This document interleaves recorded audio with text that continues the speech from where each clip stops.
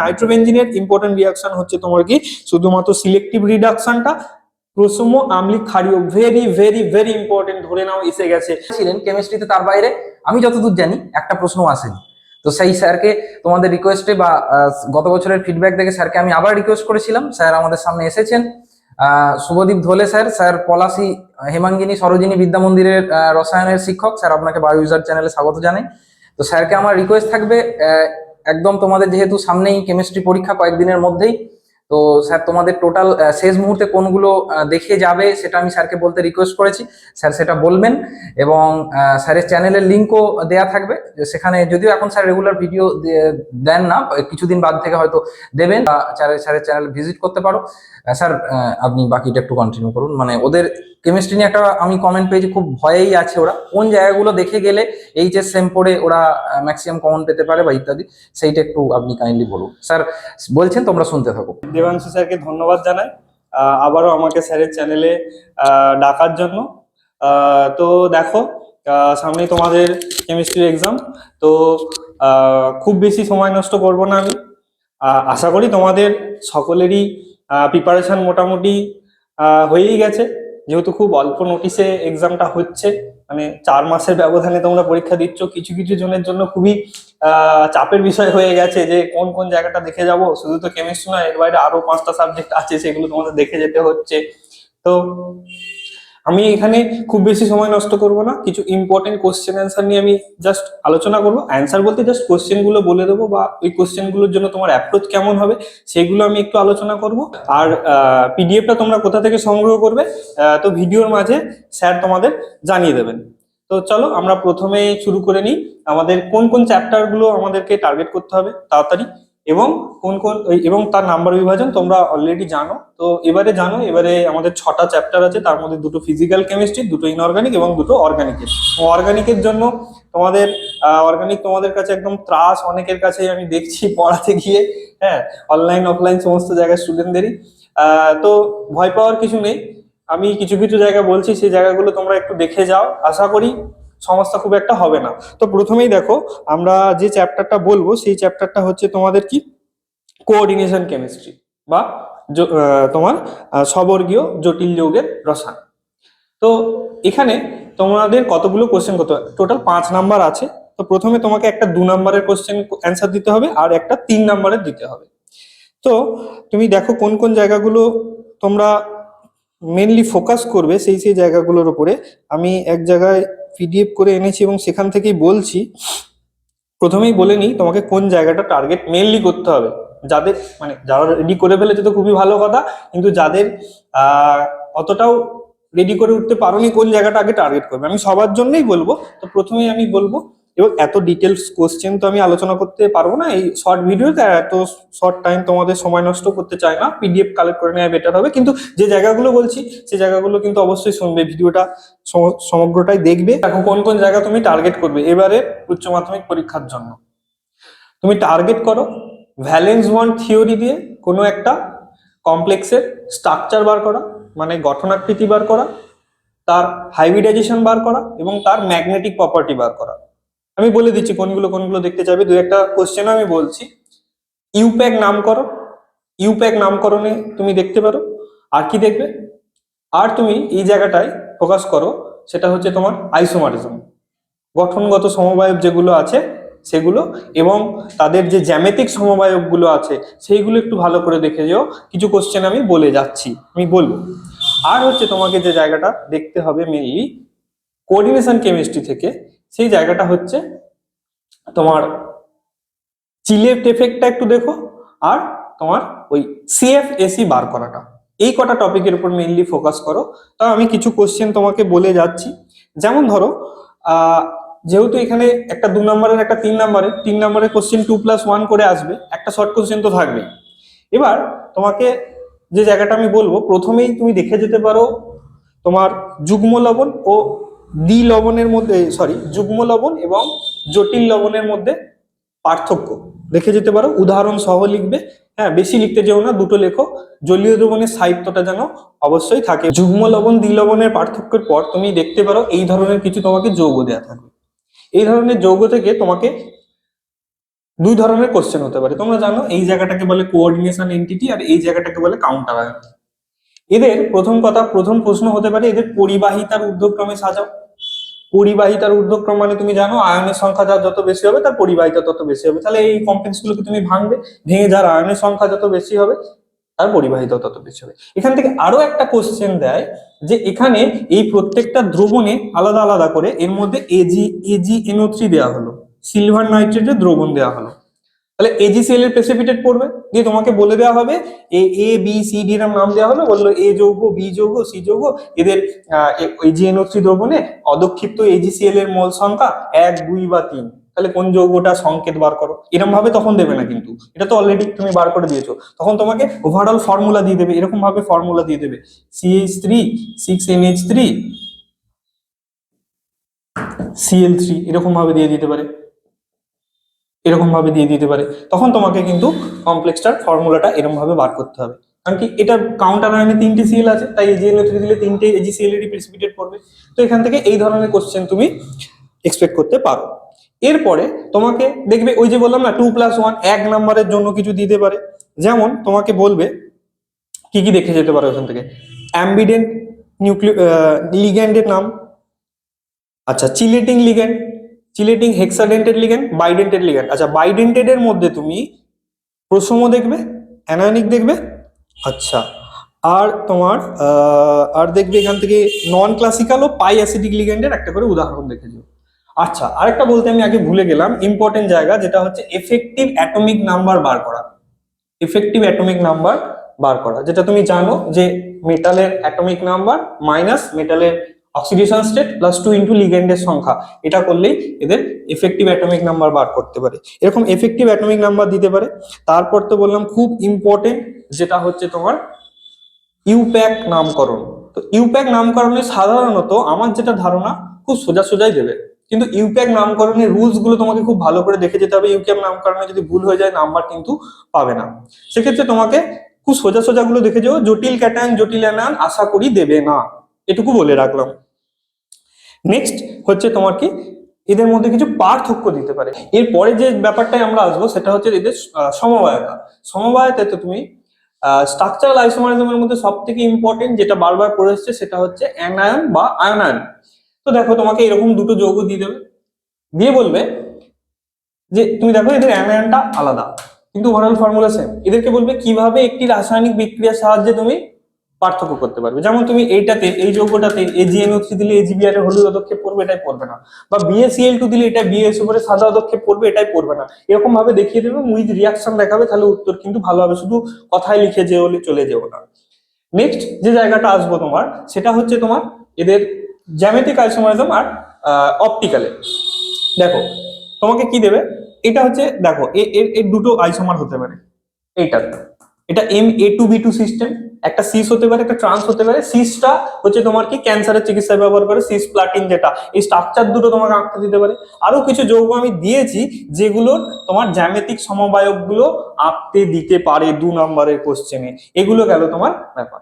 এরপরে যেটা সব থেকে ইম্পর্টেন্ট এবারের জন্য সেটা হচ্ছে তোমার কি ভ্যালেন্স বন্ড থিওরি। সেই ভ্যালেন্স বন্ড থিওরি থেকে কিছু কোশ্চেন, খুব ইম্পর্টেন্ট কয়েকটা কোশ্চেন আমি বলছি যেগুলো তোমরা দেখতে পারো, সেটা হচ্ছে তোমার ধরো যেমন ধরো বললো NiCl4 2- প্যারাম্যাগনেটিক, কিন্তু NiCO4 ডায়াম্যাগনেটিক, কিন্তু দুজনই টেট্রাহেড্রাল। ZnCl4 2- ও NiCl4 2- দুজনই চতুস্থলকীয়, কিন্তু একটা ডায়াম্যাগনেটিক আর দ্বিতীয়টা প্যারাম্যাগনেটিক। বা বললো NiCN4 2- এদের এটা হচ্ছে স্কোয়ার প্ল্যানার, আর NiCO4 টেট্রাহেড্রাল, কিন্তু এদের ম্যাগনেটিক প্রপার্টি আলাদা, মানে চৌম্বক ধর্ম আলাদা, এটা ব্যাখ্যা করতে দিতে পারে। বা তোমাকে ধরো এরকম বললো CONH3 3+, এটা ডায়াম্যাগনেটিক, কিন্তু NiNH3 2+ প্যারাম্যাগনেটিক। বা এরকম বলতে পারে একটা তোমার ইনার অরবিটাল অক্টাহেড্রাল, মানে অভ্যন্তরীণ কক্ষ বিশিষ্ট অক্টাহেড্রাল যৌগ, আর এটা হচ্ছে বহিস্থ কক্ষ বিশিষ্ট, এরকম ব্যাখ্যা দিতে পারে। বা তোমাকে ডাইরেক্ট কি এরকম একটা কমপ্লেক্স দিয়ে দিতে পারে, ধরো তোমাকে এরকম দিয়ে দিল Cr NH3 3+, এই যৌগটার জ্যামিতিক আকৃতি বা এর হাইব্রিডাইজেশন বা ম্যাগনেটিক প্রপার্টি এরকম বার করতে দিতে পারলো। এরকম দুটো যৌগ হচ্ছে যেটা বারবার পড়েছে, এরকম দুটো যৌগ।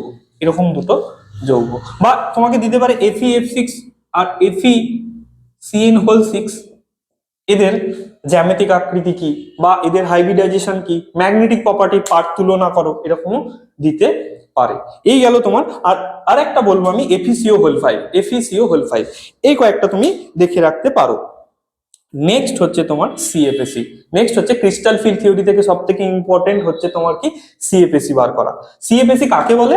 আর তুমি দেখবে অক্টাহেড্রাল ফিল্ডের জন্য, কি কি কমপ্লিট দেখবে, D4 দেখবে, D6 দেখবে, D7 দেখবে। অক্টাহেড্রালের জন্য হাই স্পিন এবং লো স্পিনের জন্য, হাই স্পিন এবং লো স্পিনের সিএফএসি বার করা দেবে। হাই স্পিন এবং লো স্পিনের সিএফএসি তোমাকে বার করতে দিতে পারে। বা যদি স্যার কোশ্চেনটা একটু ঘোরাতে চায়, তোমাকে ধরো এরকম টাইপের একটা কমপ্লেক্স দিয়ে দিল, Fe(F6) 3 - এর সিএফএসি বার করবে। কিভাবে বার করবে? প্রথমে আয়রনের জারণ সংখ্যা বার করে নেবে। আয়রনের জারণ সংখ্যা বার করে নেওয়ার পর তুমি দেখবে যে এখানে আয়রন +3 তে আছে। আয়রন +3 মানে 3d5 আছে। 3d5 মানে এবার তোমাকে দেখতে হবে লিগ্যান্ডটা, এখানে যে লিগ্যান্ডটা আছে, তোমরা স্পেকট্রোকেমিক্যাল সিরিজ পড়েছো, যেহেতু ফ্লুরিন উইক ফিল্ড লিগ্যান্ড, তাহলে স্প্লিটিং খুব বেশি করতে পারবে না। যেহেতু স্প্লিটিং করতে পারবে না, তাহলে হাই স্পিন কমপ্লেক্স হবে, তাহলে T2G3 Eg2 হবে। সেক্ষেত্রে তোমরা ও সিএফএসি ক্যালকুলেট করে নেবে। এই গেল তোমার সিএফএসি। নেক্সট আমি যে জায়গাটা তোমাকে বলবো সেটা হচ্ছে চিলেট এফেক্ট। চিলেট এফেক্ট থেকে কোশ্চেনটা সরাসরি তোমার কিরকম করবে, বলবে NiEN(3) 2+, এর NiEN(3) 2+, আর একটা দেবে NiNH3(6) 2+। বলবে এইটা স্টেবিলিটি এটা অপেক্ষা বেশি। এর কারণ কি তুমি জানো? ইথিলিন ডায়ামিন বাইডেন্টেড লিগ্যান্ড, চিলেট এফেক্টের জন্য কি হবে, তো স্টেবিলিটি বেশি হবে। এইটা গেল তোমার কি বিষয়। তো এই টাইপের কোশ্চেন তুমি দেখতে পারো। আর একটা যদি দেখতে পারো সেটা হচ্ছে তোমার সাইনার্জিক এফেক্ট কাকে বলে। আচ্ছা, আর হচ্ছে তোমার এরম ভাবে দেখতে পারো, এদের কালার নিয়ে দিতে পারে, যেটা কিনা তুমি ডিএ ব্লকে পড়ে ফেলেছো। যেখানে ডিডি ট্রানজিশন হবে সে কালার দেবে, আর যেখানে ডিডি ট্রানজিশন হবে না সেখানে কালারফুল দেবে না। তোমাদের সিলেবাসে শুধু কালারের জন্য ডিডি ট্রানজিশনই আছে। এই গেল তোমার কোঅর্ডিনেশন কেমিস্ট্রি। এইটুকু দেখে গেলেই আশা করি তুমি মোটামুটি লিখতে পারো। পরের চ্যাপ্টার হচ্ছে তোমাদের কি ডি অ্যান্ড এ ব্লক। পরের চ্যাপ্টার হচ্ছে তোমার কি ডি অ্যান্ড এ ব্লক। এবার এই ডি এ ব্লক থেকে তোমাকে করতে হবে কি 3 নম্বরের দুটো কোশ্চেন করতে হবে। এবার সব থেকে সুবিধার জায়গা হলো এবারে প্রতিটা কোশ্চেন একটা করে অর থাকছে, তাহলে সেই জায়গাতে তোমার এই চ্যাপ্টার থেকে তো তুমি কিছুটা সাজেস্টিভ করতেই পারো, এবং আশা করা যায় সেগুলো এসেও যাবে, যেহেতু তোমাকে প্রতিটা কোশ্চেনের জন্য একটা করে অর থাকছে। মানে দুটোর মধ্যে একটা তুমি করছো, যেটা কিনা অন্যবারে হতো না। সেক্ষেত্রে মানে সমস্ত কোশ্চেনে অর থাকতো না। তো দেখো ডিএ ব্লক আমি বেশি টাইম নেবো না, আমি তোমাকে কয়েকটি কোশ্চেন বলছি, খুব ইম্পর্টেন্ট প্রশ্ন যেগুলো বলছি সেগুলো দেখে যাও, এবং পিডিএফ থেকে তুমি দেখে নিতে পারো খুবই ইম্পর্টেন্ট সম্ভাব্য কোশ্চেন যেগুলো। সেটা হচ্ছে প্রথম কথা বলবো, প্রথমেই তুমি দেখে নেবে যে ডি ব্লক ও এ ব্লকের সাধারণ ইলেকট্রন বিন্যাস। এ ব্লকেরটা তো খুবই ইম্পর্টেন্ট, এ ব্লকেরটা সব থেকে বেশি ইম্পর্টেন্ট। এবার এ ব্লক না দিয়ে তোমাকে ল্যান্থানাইড বলে দিতে পারে, সেক্ষেত্রে তুমি N-2F যেন লিখো না, সেক্ষেত্রে 4F লিখো এটা। নেক্সট দেখবে জিঙ্কের অ্যাটমাইজেশন এনথালপি কেন কম হয়। পরেরটা দেখবে 4D ও 5D সিরিজের সন্ধিগত মৌলের পারমাণবিক ব্যাসার্ধ কেন এক হয়, যেটা তোমরা জানো ল্যান্থানাইড কন্ট্রাকশনের জন্য। আচ্ছা, এবার দেখো এই যেহেতু 3 নম্বরের কোশ্চেন 2+1 থাকবেই, 2+1 যেহেতু থাকবে, তাহলে 1 নম্বরের কোশ্চেন গুলোর জন্য তোমাকে ওখানে একটু কিন্তু মাথা ব্যথা দিতে পারে। সেক্ষেত্রে কতগুলো কিছু তোমায় দেখে যেতে হবে। যেমন তোমাকে বলতেই পারে যে 3D সিরিজের কোন মৌল সর্বোচ্চ জারণ সংখ্যা দেখায়, মানে সব থেকে বেশি সংখ্যক জারণ সংখ্যা দেখায়, উত্তরটা হবে ম্যাঙ্গানিজ, এবং সর্বোচ্চ কত দেখায়, +7 দেখায়। যদি বলে ডি ব্লকের মধ্যে সর্বোচ্চ কে দেখায়, সেক্ষেত্রে তোমাকে বলতে হবে উত্তরটা কি হবে, অসমিয়াম, কত দেখায়, +8 দেখায়। আচ্ছা, এর সর্বোচ্চ ঘনত্ব সর্বনিম্ন ঘনত্ব এগুলো দেখতে পারো। আচ্ছা, নেক্সট হচ্ছে তোমাকে যেটা দেখতে হবে, আয়রনের তৃতীয় আয়নায়ন এনথালপিটা অনেক কম হয়, কিন্তু ম্যাঙ্গানিজের কি হয়, তৃতীয় আয়নায়ন এনথালপিটা অনেক বেশি হয়, এর কারণ লিখতে দিতে পারে। আচ্ছা, নেক্সট তুমি দেখো এরম করতে পারে যে কপারের, মানে এই সিস্টেমটা বলছি তোমার কপার, এইটা তুমি জানো ডি ব্লকের জন্য, ডি ব্লকের যে 3D সিরিজ আছে, হ্যাঁ, M2+ থেকে M reduction potential, standard reduction potential, সেটা একমাত্র কপারেরই কি হয়, পজিটিভ হয়, যেটা কিনা ইলেকট্রোকেমিস্ট্রিতে তোমরা তো পুরো সিরিজই মুখস্থ করেছো ছড়া টড়া মনে রেখে। কিন্তু জিঙ্কের ক্ষেত্রে এটা কত হয়, জিঙ্কের ক্ষেত্রে হয়ে যায় এটা -0.76 ভোল্ট।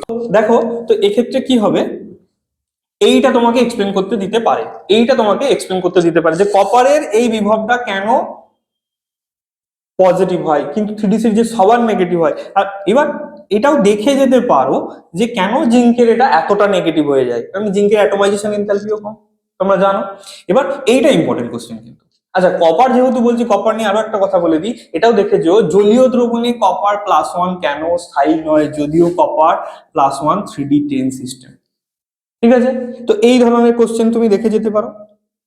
আচ্ছা, আর কি বলতে পারি তোমাকে, ধরো এই ধরনের প্রশ্ন দেয়া হলো, এটা খুব ইম্পর্টেন্ট প্রশ্ন, আমি যেটা বলছি যে ক্রোমিয়াম 2+, ক্রোমিয়াম 2+ আর হচ্ছে তোমার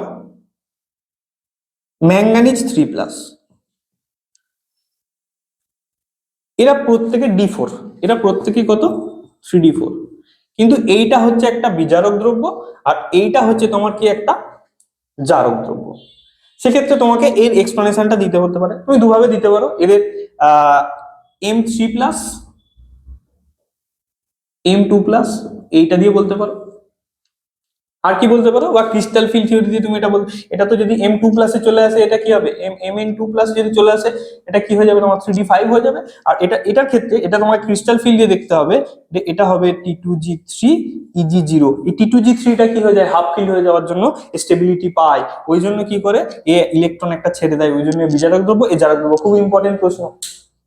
তোমাকে আরেকটা দিতে পারে, আয়রন 2+ আর Cr2+ এর মধ্যে কি বিজারক দ্রব্য, যেহেতু ক্রোমিয়াম বলছি, ওটাও ইম্পর্টেন্ট একটা প্রশ্ন। ওক্ষেত্রেও কিন্তু তোমাকে রিডাকশন পোটেনশিয়াল দিয়ে বলতে হবে। তো রিডাকশন পোটেনশিয়াল যদি লিখে দিতে পারো মানে খুব ভালো উত্তর হবে, কিন্তু একটু মনে রেখে। নেক্সট আমি কি বলবো এখান থেকে, তোমাকে দিতে পারে LaOH হোল 3 এবং LuOH হোল 3, এদের মধ্যে কোনটা অধিকতর ক্ষারীয় এবং কেন। আর কি বলতে পারি, আর ধরো তোমাকে বললো জার্কোনিয়াম ও হ্যাফেনিয়ামকে পৃথক করা কষ্টসাধ্য কেন, যাদেরকে একই আকরিকে পাওয়া যায়। আচ্ছা, জার্কোনিয়াম হ্যাফেনিয়াম না হলে তোমাকে নায়োবিয়াম ট্যান্টালামও দিতে পারে, একই উত্তর হবে, কিন্তু সেক্ষেত্রে ইলেকট্রনিক কনফিগারেশন কিন্তু আলাদা হবে, উত্তরটা একই, ল্যান্থানাইট সংকোচন। আচ্ছা, আর কি দিতে পারি, তোমাকে এরকম দিতে পারে ডি ব্লক মৌলগুলো অধিক সংখ্যক জারণ স্তর দেখায় কিন্তু F ব্লক দেখায় না কেন। নেক্সট তুমি চলে আসো, ধরো তোমাকে এরম দিতে পারে যে Sm2+ ও Eu2+ এরা ভালো বিজারক দ্রব্য, কিন্তু C4+ একটা উত্তম জারক দ্রব্য কেন। এক্ষেত্রে তুমি যদি ইলেকট্রনিক কনফিগারেশনের সাথে উত্তর দাও, হ্যাঁ জানি, তোমরা লিখবে যে ল্যান্থানয়েড মৌলের সর্বাধিক স্থায়ী জারণ স্তর হচ্ছে +3 পাওয়ার জন্য এরা বিজারক, আর C4+ হচ্ছে মানে জারক দ্রব্য। C+4+ কে একটা অক্সিলারি রিএজেন্ট হিসেবে আমরা অ্যানালিটিক্যাল কেমিস্ট্রিতে ইউজ করি এই কারণে। আচ্ছা, আর হচ্ছে এখান থেকে তুমি কি দেখে যেতে পারো, এখান থেকে আর দেখে যেতে পারো ল্যান্থানাইট সংকোচন কি, এর কারণ কি। আচ্ছা, এবার ধরো তোমাকে এরকম দিতে বললো যে TiCl2 প্যারাম্যাগনেটিক কিন্তু TiO2 ডায়াম্যাগনেটিক কেন, ল্যান্থানাইট মৌলগুলিকে কেন বিশুদ্ধ অবস্থায় পাওয়া যায় না। এবার চলে আসো তুমি অ্যাক্টিনাইট মৌলের সর্বোচ্চ জারণ স্তর কত, এই লেজুর কোশ্চেনের জন্য। কালার নিয়ে খুব ইম্পর্টেন্ট, কালারটা খুব ইম্পর্টেন্ট। যেমন ধরো আমি দু একটা কোশ্চেন বলছি, শুধু মনে রাখবে D0 আর D10 কালার দেবে না, কারণ কি D10 সম্পূর্ণ ভর্তি, DD ট্রানজিশন হবে না, D0 তে ইলেকট্রন নেই, DD ট্রানজিশন হবে না। কয়েকটা স্যাম্পল কোশ্চেন আমি ধরছি, ধরো বলছে TiH2 হোল 6 3+ রঙিন, কিন্তু TiH2 হোল 4 বর্ণহীন। SCH2 হোল 6 3+ আর TiH2 হোল 6 3+ মধ্যে কোনটা রঙিন এবং কেন। বা Cu+ লবণগুলো বর্ণহীন হলেও Cu2+ লবণগুলো কেন কালারফুল। এই ধরনের কিছু প্রশ্ন থাকে। বা কালার দিয়ে তোমাকে এরকম একটা কোশ্চেন দিয়েও দিতে পারে যে KMnO4 এর ম্যাঙ্গানিজ +7 আছে, কোনো ডি ইলেকট্রন নেই, তাও এটা কেন কালার হয়। তোমাকে বলতে হবে ligand to metal charge transfer হয়, এই চার্জ ট্রান্সফারের জন্য তোমার কি হয়, এর কালারটা দেখা যায়। এবার চলে আসো, আমরা কিছু কোশ্চেন দেখবো, যেটা হচ্ছে তোমার এগুলো হচ্ছে খুব ইম্পর্টেন্ট প্রশ্ন। বা অ্যাক্টিনাইট সংকোচনের মান ল্যান্থানয়েড অপেক্ষা বেশি হয় কেন। ঠিক আছে, তো এইগুলো কিছু মোস্ট ইম্পর্টেন্ট কোশ্চেন। এরপর আমরা যে জায়গাটায় চলে আসবো সেটা হচ্ছে K2Cr2O7 আর হচ্ছে KMnO4, দুজনেই শক্তিশালী জারক দ্রব্য। এগুলো থেকে তোমরা কি কি দেখে যাবে, প্রথম কথা ম্যাঙ্গানিজের কিছু অক্সাইড দিয়ে দেবে, দিয়ে এদের আম্লিক চরিত্র বা ক্ষারীয় চরিত্রের ক্রম জিজ্ঞাসা করবে। K2Cr2O7 এর উপর পিএইচ এর প্রভাব এবং তাপের প্রভাব খুব ইম্পর্টেন্ট। KMnO4 এর উপর তাপের প্রভাব খুব ইম্পর্টেন্ট। KMnO4 কে রঙিন বোতলে রাখা হয় কেন, এটা একটা খুব ইম্পর্টেন্ট প্রশ্ন। আচ্ছা, আর এখান থেকে তুমি কি দেখতে পারো, K2Cr2O7 কে প্রাইমারি স্ট্যান্ডার্ড হিসেবে ইউজ করা যায়, কিন্তু Na2Cr2O7 কে প্রাইমারি স্ট্যান্ডার্ড হিসেবে ইউজ করা যায় না কেন। আর কিছু আমি বলবো না, সব থেকে বেশি ইম্পর্টেন্ট, বা তোমাকে ওই কোশ্চেনটা উল্টো ভাবে বলতে পারে যে আয়তন মাত্রিক বিশ্লেষণে Na2Cr2O7 কে ব্যবহার করা যাবে না কেন। আর কিছু কয়েকটা কেমিক্যাল ব্যালেন্স তোমাকে দেবে, ব্যালেন্স গুলো আমি আর বলছি না, পিডিএফ থেকে তোমরা কালেক্ট করে নিও। তোমরা জানো যেগুলো ট্রিক্স আছে রেডক্স মেথডে যে সলভ করা হয়, তোমরা হয় আয়ন ইলেকট্রনে করেছো অথবা অক্সিডেশন নাম্বারের মেথডে করেছো, ওই ট্রিক্সই লাগিয়ে দিও, 2 মিনিটে সলভ হয়ে যাবে এক একটা রিয়াকশন, মুখস্থ করার কোনো দরকার নেই। এই ছিল তোমাদের ডিএ ব্লক, আশা করি এর মধ্যেই চলে আসবে। অনেক কিছু জিনিসই আমার পিডিএফ এ থাকছে। আমরা তোরা প্রচুর কমেন্ট করতে শুরু করে দিয়েছিস, হয়তো অলরেডি পিডিএফ নিয়ে আমি বলেই দিচ্ছি। তাই তো আমাদের এই ভিডিওর ডেসক্রিপশনে যে হোয়াটসঅ্যাপ গ্রুপের লিংক আছে বা প্রথম কমেন্টে যে হোয়াটসঅ্যাপ গ্রুপের লিংক আছে, সেখানে তোরা জয়েন করবি, সেখান থেকে পিডিএফটা কিভাবে পাবি আমি সেটা বলে দেবো, এবং অবশ্যই ফ্রি অফ কস্ট। এই গেল তোমার ইনঅর্গানিক। এবার চলে আসি ফিজিক্যাল কেমিস্ট্রি, যেখানে একটু ম্যাথ থাকবে, এবং আমরা যে চ্যাপ্টারটা নিয়ে আলোচনা করতে চাইছি ইলেকট্রোকেমিস্ট্রি, তো তুমি লিখে রাখতে পারো ম্যাথ তো আসছেই, এবং ইএমএফ ক্যালকুলেশন বা ফ্রি এনার্জি ক্যালকুলেশন বা ম্যাক্সিমাম ওয়ার্ক ক্যালকুলেশন অথবা ফ্যারাডের সূত্র দিয়ে যে ম্যাথ গুলো আছে, এর মধ্যে একটা ম্যাথ তো অবশ্যই আসছে। তো এবার দেখো এখানে আছে 5 নাম্বার। 5 নাম্বার মানে এখানে তোমাকে দেখতে হবে কত, একটা 2 নাম্বারের আছে, একটা 3 নাম্বারের আছে। তো এখানে কি কি জায়গা তুমি দেখে যাবে, চ্যাপ্টারটা খুব বড় চ্যাপ্টার। তো দেখো আমি কিছু কিছু ট্রিক্স বলে যাব। প্রথমে তুমি কি দেখবে, প্রথম চ্যাপ্টারটা শুরুই হচ্ছে তোমার কি ড্যানিয়েল সেল দিয়ে। তো ড্যানিয়েল সেলের বিক্রিয়াগুলো নিশ্চয়ই তোমরা জানো, ক্যাথোডে কি হয়, অ্যানোডে কি হয়। তো এরপরে তুমি দেখবে লবণ সেতু, ওইখানে দেখবে ব্যবহার করা ছিল সল্ট ব্রিজ ব্যবহার করা ছিল, এই সল্ট ব্রিজে কি কি থাকে এবং সল্ট ব্রিজের কাজটা দেখে যেও ছোট কোশ্চেনের জন্য। নেক্সট তোমাকে দেখতে হবে এখান থেকে যেটা বলবো সেটা হচ্ছে নানস্টের ইকুয়েশন ব্যবহার করে কিছু ম্যাথামেটিক্যাল এক্সাম্পল, যেগুলো তোমাকে ইএমএফ বার করতে দেবে। ঠিক আছে, নানস্টের ইকুয়েশন যে কোনো ইকুয়েশনের জন্য তোমাকে লাগানোটা কিন্তু শিখতে হবে। ঠিক আছে, তো দেখো আমি একটা প্রবলেম তোমাদের দেখাচ্ছি। দেখো আমি এখানে ম্যাথামেটিক্যাল কিছু কোশ্চেন দিয়েছি, এবার এই ম্যাথ গুলো যে পড়ে যাবে এরকম কোনো মানে গ্যারেন্টি নেই, কিন্তু হ্যাঁ এই টাইপেরই আসবে, এই টাইপেরই ম্যাথ পড়বে। তো দেখো ঠিক আছে, এত কোশ্চেন তো লেখা সম্ভব না এখানে এই অল্প সময়ের মধ্যে, তো পিডিএফ থেকে কালেক্ট করে নিও। তো এখানে দেখো আমি কয়েকটা কোশ্চেন দিয়েছি যেগুলো তোমার নানস্টের সমীকরণকে ব্যবহার করে তোমাকে দিতে পারে।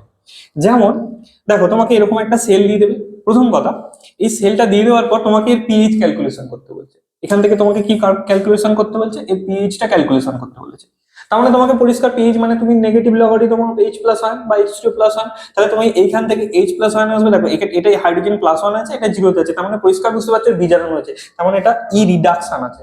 তাহলে ই ই ই রিডাকশনটা বলে দিয়েছে। আর হাইড্রোজেন ইলেকট্রোড, প্রমাণ হাইড্রোজেন ইলেকট্রোডের E0 রিডাকশন ভ্যালুটা কত হয়, 0 হয়। এটা কিন্তু সবাইকে মনে রাখতে হবে, এটা কিন্তু সবসময় কোশ্চেনে নাও দেবে। এবং যেহেতু হাইড্রোজেন ইলেকট্রোড বললাম, মনে রেখো হাইড্রোজেন ইলেকট্রোডে কেন প্রমাণ হাইড্রোজেন তড়িৎদ্বারে প্লাটিনাম তড়িৎদ্বারের উপরে কেন কার্বন ব্ল্যাকের আস্তরণ দেওয়া হয়, এই কোশ্চেনটা একটু দেখে যেও। এরপরে হচ্ছে তোমার কি এই ই সেল ই রিডাকশন ভ্যালুটা দিয়ে দিয়েছে, E0 রিডাকশন তুমি জানো, দিয়ে এর উপরে নানস্ট ইকুয়েশন অ্যাপ্লাই করবে, H+1 এর গাঢ়ত্ব বেরিয়ে যাবে, তার উপর নেগেটিভ লগ নিলেই পিএইচটা তোমার চলে আসবে। এবার এটা করতে গেলে বা তোমাকে ধরো এরকম একটা রিয়াকশন দিয়ে দিয়েছে, এরকম রিয়াকশন দিয়ে দেওয়ার পর তোমাকে কি বলবে, এর সেল রিপ্রেজেন্টেশনটা করো, এর সেল রিপ্রেজেন্টেশনটা করো। সেল রিপ্রেজেন্টেশন বলতে তুমি কি বুঝবে, ওই যেভাবে তোমার করা হয় এরকম ভাবে সল্ট ব্রিজ দেবে, দিয়ে এইদিকে তোমার অ্যানোড রিয়াকশন, এদিকে ক্যাথোড রিয়াকশন, মানে এদিকে অক্সিডেশন রিডাকশন। এবার এর রুলস গুলো দেখে নিও, যেন মেটাল দিয়ে শুরু হয় মেটাল দিয়ে শেষ হয়, যদি কোনো মেটাল দিয়ে শেষ না হয় সেক্ষেত্রে ইনার মেটাল প্লাটিনাম রাখতে হবে, মানে যদি তোমার সলিড মেটাল না থাকে। সেগুলো রুলস তোমরা নিশ্চয়ই জানো। তোমাকে সেল রিপ্রেজেন্টেশন করতে দিতে পারে, অথবা তোমাকে ধরো দুটো এরকম হাফ সেল দিয়ে দিতে পারে, এরকম দুটো হাফ সেল দিয়ে দিতে পারে, দিয়ে একটা বিক্রিয়া দিয়ে দেবে, দিয়ে বিক্রিয়া দিয়ে বলবে যে বিক্রিয়াটি কি আদৌ স্বতঃস্ফূর্ত হবে কিনা ব্যাখ্যা করো। তাহলে সেক্ষেত্রে তোমাকে ওভারঅল ই সেল বার করে নিতে হবে, ই সেল যেন পজিটিভ হয়, বা E0 সেল বার করে নিতে হবে যেন E0 সেল পজিটিভ হয়। যদি পজিটিভ হয় তবে বিক্রিয়া স্বতঃস্ফূর্ত হবে, না হলে হবে না। বা ধরো তোমাকে এরকম একটা সেল দিয়ে দিয়েছে, এরকম একটা সেল দিয়ে দিয়েছে, দিয়ে বলছে এর ডেল জি গণনা করতে বলেছে। আচ্ছা দেখো ডেল জি 0 দেয়নি, কিন্তু খেয়াল করবে অনেকে ভুল করে দাও। আর ই জিরো রিডাকশন ভ্যালু গুলো দিয়ে দিয়েছে দুজনেরই, এটা কি হয়েছে অক্সিডেশন, এদিকে তোমার আছে কি রিডাকশন। এগুলোকে চেঞ্জ করাটা কিন্তু শিখতে হবে, এটাই হয়েছে তোমার কি অক্সিডেশন, কিন্তু দিয়েছে তোমার রিডাকশন। এই চেঞ্জ গুলো যেন ভুল না হয় E0 সেল বার করার সময়। তো এই E0 সেলটা তুমি বার করে নেবে, E0 সেলটা বার করে, এবার দেখো এখানে আমি কিন্তু ডেল জি দিয়েছি, নট ডেল জি জিরো, এই ভুলটা যেন করে এসো না। তাহলে এখান থেকে তুমি ডেল জি জিরোর ফর্মুলা জানো, ডেল জি জিরো বার করবে। ডেল জি জিরো বার করতে গেলে তোমাকে কি বার করতে হবে, ই সেল বার করতে হবে। কি বার করতে হবে, ই সেল বার করতে হবে। ই সেল বার করতে গেলে তোমাকে কি নালস্টের ইকুয়েশন বার করতে হবে। নালস্টের ইকুয়েশন, এটা অক্সিডেশন রিডাকশন দুজনকে লিখে নালস্টের ইকুয়েশন করবে, তার উপরে নালস্টের ইকুয়েশনের উপর তুমি এই ভ্যালুগুলো পুট করবে, কারণ কি কনসেন্ট্রেশন টার্ম তোমাকে দিয়ে দেওয়া আছে। তারপর তুমি কি করবে, এখান থেকে ই জিরো সেলটা বার করবে, তাই না?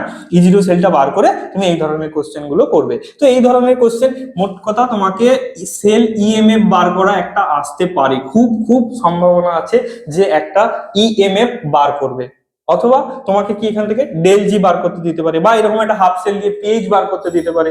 এই ধরনের কোশ্চেন কিন্তু এবারের জন্য খুব খুব খুব ইম্পর্টেন্ট। বারবার বলছি, এই ধরনের প্রশ্ন নালস্টের ইকুয়েশন থেকে একটা আসতে চলেছে এবারে। সেটা ডেল জি হতে পারে, ম্যাক্সিমাম ওয়ার্ক হতে পারে, অথবা সেল ইএমএফ বার করা। তো এই জায়গাটা বা সেল রিপ্রেজেন্ট করা, এই জায়গাটা অবশ্যই। এবার চলে আসবো আমরা ইলেকট্রোকেমিক্যাল সিরিজে। ইলেকট্রোকেমিক্যাল সিরিজে কোন কোন জায়গায় ইম্পর্টেন্ট দেখো, তোমাকে এরকম ধরনের প্রশ্ন দিয়ে দিল যে নিকেলের পাত্রে কি আয়রন সালফেট রাখা যাবে, সেক্ষেত্রে তোমার নিকেল আর আয়রনের মানে M+2M এর রিডাকশন পোটেনশিয়াল ভ্যালুগুলো দিয়ে দেবে। এর জন্য তুমি একটা ট্রিক্স মনে রেখে দেবে, ওভারঅল রিঅ্যাকশনটা তোমাকে লিখে দিয়েছে, তুমি লিখে নেবে।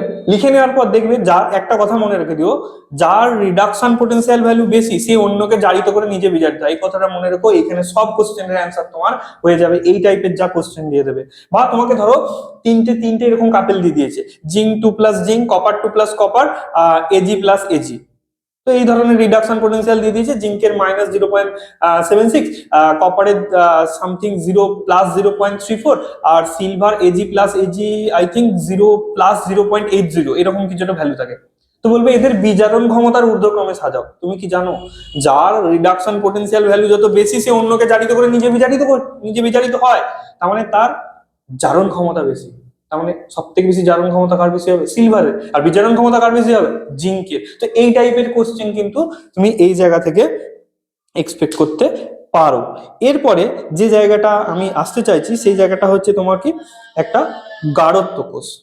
ঠিক আছে, এই দেখো কোশ্চেন যদি একটু ঘোরাতে চাই তোমাকে, গাঢ়ত্ব কোষ কি, একটা গাঢ়ত্ব কোষের এক্সাম্পল এবং কি শর্তে কোষ বিক্রিয়া স্বতঃস্ফূর্ত হবে, হ্যাঁ, সেগুলো তোমাকে দিতে পারে। নেক্সট আমরা যে জায়গাটায় চলে আসবো সেটা হচ্ছে তোমার আপেক্ষিক পরিবাহিতা, কোষ ধ্রুবক ও মোলার পরিবাহিতার একক, 1 নম্বরের কোশ্চেনের জন্য দেখে যেও। আচ্ছা, তড়িৎ বৈশ্লেষিক দ্রবণের পরিবাহিতা পরিমাপের জন্য এসি না ডিসি তড়িৎ প্রবাহ ব্যবহার করা হয় এবং কেন করা হয়, এই ধরনের প্রশ্ন কিন্তু ইম্পর্টেন্ট। এইগুলো দেখবে মানে পূর্ববর্তী যে উচ্চ মাধ্যমিক পরীক্ষা হয়েছে সেখানে অনেকবার এসেছে। বা এবার দেখো ওই আপেক্ষিক পরিবাহিতা ও মোলার পরিবাহিতা সংক্রান্ত কিছু অঙ্ক তোমাকে দিতে পারে। যেমন ধরো আমি একটা অঙ্ক করে শোনাচ্ছি, লিখছি না। ধরো বলছে 50 ডিগ্রি সেন্টিগ্রেড উষ্ণতায় N/10 KCl দ্রবণের আপেক্ষিক পরিবাহিতা 0.12 ওহম ইনভার্স সেমি ইনভার্স যদি হয়, উক্ত দ্রবণ দ্বারা একটি পরিবাহিতা কোষ পূর্ণ করলে ওই উষ্ণতায় কোষটির রোধ হয় 50 ওহম। তাহলে কোষটির কোষ ধ্রুবকের মান নির্ণয় করো, এই টাইপের দিতে পারে। বা তোমার মোলার পরিবাহিতাও বার করতে পারে, সে মোলার পরিবাহিতা, সেক্ষেত্রে ফর্মুলাগুলো তোমাকে যেতে হবে, ল্যামডা m = kappa×1000/m, m মানে মোলারিটি, এই জায়গাগুলো তোমাকে দেখে যেতে হবে। আর একটা ইম্পর্টেন্ট যে জায়গাটা বারবার কোশ্চেনে তুমি দেখবে, এবারে যে স্যাম্পল কোশ্চেন পেপার বোর্ড থেকে দিয়েছে সেখানেও দেখবে এই ধরনের কোশ্চেন বারবার রিপিট হয়েছে। এইরকম একটা প্রশ্ন দেখবে বারবার পাবে তুমি, অসীম লঘুতায় মোলার পরিবাহিতা কি এবং লঘুতা বৃদ্ধির সাথে তড়িৎ বৈশ্লেষ্য পদার্থের পরিবাহিতা মানে মোলার পরিবাহিতা কিভাবে পরিবর্তিত হয়, খুব ইম্পর্টেন্ট প্রশ্ন। কোলরাসের সূত্র খুব ইম্পর্টেন্ট, এবং কোলরাসের সূত্র দিয়ে মৃদু তড়িৎ বিশ্লেষ্য পদার্থের মোলার পরিবাহিতা নির্ণয় খুব ইম্পর্টেন্ট। সেক্ষেত্রে দুটো অঙ্ক তো অবশ্যই দেখে যেও, একটা হচ্ছে BaOH = BaCl2 NH4Cl দ্রবণের অসীম লঘুতায় মোলার পরিবাহিতা, একটা ভ্যালু দিয়ে থাকবে, দিয়ে ওখানে তোমাকে NH4OH মৃদু তড়িৎ বিশ্লেষ্য পদার্থ তার অসীম লঘুতায় মোলার পরিবাহিতা, অথবা তোমার NaCl HCl CH3COO Na দিয়ে দেবে, দিয়ে ওখান থেকে CH2COOH এর মোলার পরিবাহিতা বার করতে দিতে পারে। নেক্সট চলে আসবো ফ্যারাডের সূত্র। ফ্যারাডের সূত্র থেকে ফ্যারাডের প্রথম সূত্রটা বেশি লিখতে দেয়, দ্বিতীয় সূত্রটাও দেখে যেও, এবং সব থেকে প্রমাণ করতে দেয় তোমার ফ্যারাডের প্রথম ও দ্বিতীয় সূত্রের সমন্বয় সূত্র থেকে তোমাকে ওখানে প্রমাণ করতে দেয়, এরকম প্রমাণ একটা করতে দেবে, W = EIT/96500, এই প্রমাণটাও করতে দিতে পারে। আচ্ছা, আর এবার দেখো এখান থেকে অঙ্ক করার মানে প্রবল চান্স আছে ফ্যারাডের সূত্র ইউজ করে। এবার এই অঙ্ক করতে গেলে তোমাকে কি দেবে, তোমাকে অ্যাসিড মিশ্রিত জলের তড়িৎ বিশ্লেষণ দেবে। এবার সেক্ষেত্রে তোমাকে অ্যাসিড মিশ্রিত জলের তড়িৎ বিশ্লেষণে ক্যাথোড ও অ্যানোডে কি বিক্রিয়া এটা তোমায় জানতে হবে কিন্তু, না হলে কিন্তু অঙ্ক করতে গিয়ে বেশ সমস্যায় পড়বে তুমি। মানে কত মোল ইলেকট্রনের ট্রান্সফার হলো, সে তার জন্য তত ফ্যারাডে তড়িৎ পরিবহন করবে, সেক্ষেত্রে কিন্তু সমস্যাটা হয়ে যাবে। তাই আমি একটু বলছি কতগুলো তড়িৎ বিশ্লেষণে ক্যাথোড অ্যানোডের বিক্রিয়া দেখে রেখো। সেক্ষেত্রে খুব ইম্পর্টেন্ট হচ্ছে অ্যাসিডযুক্ত জল, আচ্ছা NaCl এর জলীয় দ্রবণের তড়িৎ বিশ্লেষণ দেখো, আর হচ্ছে তোমার কপার আর প্লাটিনাম তড়িৎদ্বার ব্যবহার করে CuSO4 এর জলীয় দ্রবণের তড়িৎ বিশ্লেষণটা একটু দেখে যেও। আচ্ছা এবার ওখান থেকে তুমি দেখবে এরকম টাইপের কিছু কোশ্চেন দিতে পারে। ধরো তোমাকে বললে 1 মোল Al2CO3 সম্পূর্ণ তড়িৎ বিশ্লেষণ করলাম, দিয়ে অ্যালুমিনিয়াম তৈরি করতে হচ্ছে, তাহলে কত মোল কত ফ্যারাডে তড়িৎ পরিবহন তড়িৎ পাঠাতে হবে। বা এরকম দিতে পারে যে 1 মোল K2CR27 আছে সম্পূর্ণ, এবার K2CR27 এর ক্রোমিয়াম কত থাকে +6 এ, ও সম্পূর্ণ অ্যাসিড মিডিয়ামে বিজারণ হলে যাবে কোথায় Cr3+ এ, তাহলে কত মোল তড়িতের পরিবহন হবে। বা KMnO4 টা Mn2+ এ যাবে অ্যাসিড মিডিয়ামে, কত ফ্যারাডে তড়িৎ পাঠাতে হবে 1 মোলের জন্য। এই টাইপের 1 নম্বরে শর্ট কোশ্চেন দিতে পারে। এবার সব থেকে ইম্পর্টেন্ট যে জায়গাগুলো হচ্ছে সেটা হচ্ছে তোমার ওই অ্যাসিড মিশ্রিত জলের তড়িৎ বিশ্লেষণ নিয়ে কিছু অঙ্ক। যেমন তোমাকে এখানে আমি 2-1টা কোশ্চেন বলছি। ধরো তোমাকে বলছে অ্যাসিড মিশ্রিত জলের মধ্যে দিয়ে 10 অ্যাম্পিয়ার তড়িৎ প্রবাহ 3 মিনিট 13 সেকেন্ড ধরে চালনা করা হলো, কত গ্রাম জল বিয়োজিত হবে, বা STP তে ক্যাথোড ও অ্যানোডে কত আয়তন গ্যাস উৎপন্ন হবে, বা উৎপন্ন মোট গ্যাসের আয়তন কত হবে STP তে। বা ধরো তোমাকে এরকম বললো 1.6 গ্রাম O2 এর কত পরিমাণ আধান থাকবে এটা। বা ধরো এরকম টাইপের প্রশ্ন দিল CuSO4 দ্রবণ থেকে 30 মিনিটে 0.46 গ্রাম কপার উৎপন্ন করতে কত অ্যাম্পিয়ার তড়িৎ প্রবাহের প্রয়োজন হবে। বা এরকম টাইপের দিতে পারে গলিত টিন লবণে 2 অ্যাম্পিয়ার তড়িৎ প্রবাহ 5 ঘন্টা ধরে চালনা করলে 22.2 গ্রাম টিন মুক্ত হয়, ওই টিন লবণে টিনের জারণ সংখ্যা কত। তার মানে তুমি তো জানো ক্লাস 11 এ E = A/V, হয় তোমাকে A বার করতে দিল অথবা তোমাকে V বার করতে দিল। E তো তুমি জানো 1 গ্রাম তুল্যাঙ্ক, তো 1 গ্রাম তুল্যাঙ্ক পদার্থকে 1 ফ্যারাডে তড়িৎ মুক্ত করে, এটা তুমি জানো। তাহলে ওখান থেকে তুমি E পেয়ে যাবে, কত তড়িতের পরিমাণ যদি দেওয়া থাকে তাহলে ওখান থেকে ইকুইভ্যালেন্ট ওয়েট বার করার কোনো সমস্যা নেই। আর ইকুইভ্যালেন্ট ওয়েট বার করলে E = A/V ফর্মুলায় পুট করলে হয় A নালে V তোমার বেরিয়ে যাবে। এরপর যে জায়গাটা তুমি একটু দেখে যেও সেটা হচ্ছে নির্জল কোষের ক্যাথোড অ্যানোডের বিক্রিয়া এবং লেড অ্যাকুমুলেটর মানে লেড সঞ্চয়ক অ্যাসিড কোষে যেটাকে সেকেন্ডারি ব্যাটারি বলে, সেটা ডিসচার্জিং বিক্রিয়াটা। আচ্ছা ডিসচার্জিং বিক্রিয়া যদি নাও পড়ে, আমি বলছি চার্জিং করলো, তাহলে তুমি ডিসচার্জিং এর উল্টো হবে চার্জিং, তার মানে ক্যাথোডটাকে উল্টে অ্যানোডে পাঠাবে চার্জিং এর ক্ষেত্রে, আর অ্যানোডটাকে উল্টে ক্যাথোডে পাঠাবে চার্জিং এর ক্ষেত্রে, তাহলে হয়ে যাবে। তখন একটা মনে রাখলে বাকিটা হয়ে যাবে। আর জ্বালানি কোষের বিক্রিয়াটা দেখে যেও, আর জ্বালানি কোষের বিক্রিয়াটা, জ্বালানি কোষের ক্যাথোড অ্যানোডের বিক্রিয়া এবং কোন মহাকাশযানে ব্যবহার করা হয়েছিল এটুকু দেখে যেও। আশা করি এর মধ্যে ইলেকট্রোকেমিস্ট্রি তুমি পেয়ে যাবে। তাহলে এই গেল তোমার ফিজিক্যাল কেমিস্ট্রি একটি চ্যাপ্টার। ফিজিক্যাল কেমিস্ট্রি তোমাদের পরবর্তী চ্যাপ্টার হচ্ছে রাসায়নিক গতিবিদ্যা বা কেমিক্যাল কাইনেটিক্স। খুব সোজা চ্যাপ্টার, সবাই টার্গেট করবে এই চ্যাপ্টারটাকে। তো এখানে 7 নাম্বার আছে, নাম্বারও বেশি আছে, একটা 5 নাম্বারের কোশ্চেন করতে হবে, একটা 2 নাম্বারের প্রশ্ন করতে হবে। তো সময় নষ্ট না করে আমি যে জায়গাটাকে বলতে চাইছি সেই জায়গাটা দেখো। তোমাকে প্রথমেই এদের ওই বিক্রিয়া হার বার করার 2-1টা অঙ্ক দেখে দিও। বা কোনো একটা বিক্রিয়া ধরো তোমাকে দিয়ে দিল, ধরো তোমাকে বললো এরকম টাইপের বিক্রিয়া দিল যে একটা বিক্রিয়া দিয়েছে যে 4NH3 + 5O2 থেকে 4NO + 6H2। এই বিক্রিয়াতে NO এর উৎপাদন হার হচ্ছে 6.4 × 10⁻⁴ মোল লিটার ইনভার্স সেকেন্ড ইনভার্স। তাহলে বিক্রিয়ার কি হারে NH3 অন্তর্নিহিত হচ্ছে এবং স্টিম উৎপন্ন হচ্ছে, বা বিক্রিয়ার হার কত, এই টাইপের প্রশ্ন একটা দেখে যেও। ঠিক আছে, এই টাইপের 2-1টা প্রশ্ন আমি এখানে দিয়ে দিয়েছি, এগুলো একটু দেখে যেও। পরবর্তী চ্যাপ্টার হচ্ছে কেমিক্যাল কাইনেটিক্স বা রাসায়নিক গতিবিদ্যা। খুব সোজা চ্যাপ্টার, এই জায়গাটা তোমরা সবাই টার্গেট করবে। তো সময় নষ্ট না করে আমি বলবো এখানে যেহেতু 7 নাম্বার আছে এবং খুব সোজা সোজা কোশ্চেন এখান থেকে তোমার পড়বে, তো এখান থেকে তোমার কিছু প্রমাণও পড়ে আর অঙ্ক তো আসবে। তো দেখো কোন কোন জায়গাটা দেখবে। প্রথমেই তুমি কি করবে, ধরো এখানে কিছু রেড রিলেটেড কোশ্চেন পড়ে। মানে ধরো তোমাকে একটা বিক্রিয়া এরকম ভাবে দিয়ে দিয়েছে যে 4NH3 + 5O2 থেকে এখান থেকে হচ্ছে 4NO + 6H2। ধরো তোমাকে এখানে বলে দিয়েছে NO এর উৎপন্ন হওয়ার হার, NO এর উৎপন্ন হওয়ার হার তোমাকে বলে দিয়েছে 6.4 × 10⁻⁴ মোল লিটার ইনভার্স সেকেন্ড ইনভার্স। তাহলে NH3 এর অন্তর্নিহিত হওয়ার হার আর H2 এর উৎপন্ন হওয়ার হার কত হবে, বা বিক্রিয়াটার হার কত হবে, এই রিলেটেড প্রশ্ন কিন্তু 2 নম্বরের কোশ্চেনে তোমার থাকতে পারে, বা এরকম ধরনের প্রশ্ন তোমাকে দিয়ে দিতে পারে। ধরো বললো এ এর সাথে বি এর বিক্রিয়া হয়েছে, এ এর সাথে এরকম বি এর বিক্রিয়া হয়েছে, দিয়ে তোমার এরকম প্রোডাক্ট তৈরি হয়েছে, দিয়ে বলছে বি এর গাঢ়ত্ব যা ছিল বি এর গাঢ়ত্ব দ্বিগুণ করে দেওয়া হয়েছে। বি এর গাঢ়ত্ব দ্বিগুণ করলে বিক্রিয়ার হার প্রারম্ভিক হারের 1/4 গুণ হয়ে গেল, তাহলে বি এর সাপেক্ষে বিক্রিয়াটার ক্রম কত, এরকম ক্রম নির্ণয়ের কোশ্চেন তোমাদের আসতে পারে। আচ্ছা আচ্ছা, ক্রম যেহেতু বলছি, ক্রম আণবিকতার পার্থক্য দেখে যেও। আচ্ছা, জটিল ক্রমের বিক্রিয়ার ক্ষেত্রে ক্রম ও আণবিকতা কি সমান হতে পারে? বা ধরো তোমাকে এরকম একটা বিক্রিয়ার রেট বলে দিচ্ছে, রেট সমান বলে দিচ্ছে কে into A to the power 3/2 into B, বিক্রিয়াটা কি একটা মৌলিক বিক্রিয়া, ব্যাখ্যা করো, এরকম দিতে পারে। বা তোমাকে বললো প্রথম ক্রম বিক্রিয়া, দ্বিতীয় ক্রম বিক্রিয়া, প্রথম ক্রম বিক্রিয়া, শূন্য ক্রম বিক্রিয়া, ভগ্নাংশ ক্রম বিক্রিয়ার উদাহরণ দিতে পারে, বা শূন্য ক্রম বিক্রিয়া, প্রথম ক্রম বিক্রিয়ার হার ধ্রুবকের একক দিতে পারে। আচ্ছা, আর এখান থেকে তুমি কি দেখবে, যেটা ইম্পর্টেন্ট, তোমাকে ধরো কোনো একটা রিয়াকশনের রেট কনস্ট্যান্টের ইউনিট দিয়ে দেবে, মানে একটা রেট কনস্ট্যান্ট দিয়ে দেবে। ধরো তোমাকে এরকম একটা বলে দিল যে 5.6 into 10⁻⁻5 mole two the power -2 litre square second inverse, দিয়ে বললে এটা কত ক্রমের বিক্রিয়া, বিক্রিয়াটির ক্রম নির্ণয় করো। সেক্ষেত্রে তুমি এন ক্রম বিক্রিয়া হার ধ্রুবকের এককের সঙ্গে হয় মোলটাকে না লিটারটাকে তুলনা করে দেবে, এন এর ভ্যালু বেরিয়ে যাবে। এগুলো 1 নম্বরের কোশ্চেনের জন্য, লেজুর কোশ্চেনের জন্য তোমার থাকতে পারে। এবার তোমাকে যে জায়গাটা ইম্পর্টেন্ট সেটা ধরো এরকম তোমায় দিতে পারে যে শূন্যক্রম বিক্রিয়ায় চলে আসো, শূন্যক্রম বিক্রিয়ার অর্ধায়ু বিক্রিয়কের প্রারম্ভিক গাঢ়ত্বের সমানুপাতিক, প্রমাণ করে দেখাও, এই টাইপের প্রশ্ন দিতে পারে।